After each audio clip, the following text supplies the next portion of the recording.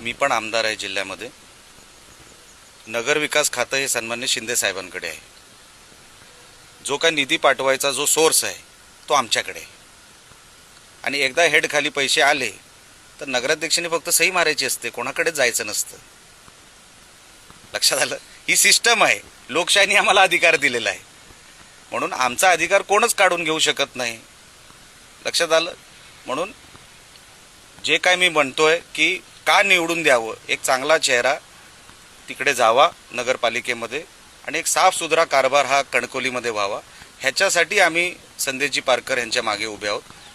ही निवडणुकीला आपल्याला कळेल की निवडणुकीनंतरही आपल्याला कळेल की असं काही चित्र नसतं की कोणी ठरवलं की मी निधी पोचू देणार नाही, मग लोकशाहीचा काय अर्थच नाही. पण सगळ्यांना अधिकार दिलेले आहेत लोकशाहीमध्ये, सगळ्या पदांना न्याय दिलेला आहे लोकशाहीमध्ये, म्हणून कोण कोणाला अडवू शकत नाही अशी व्यवस्था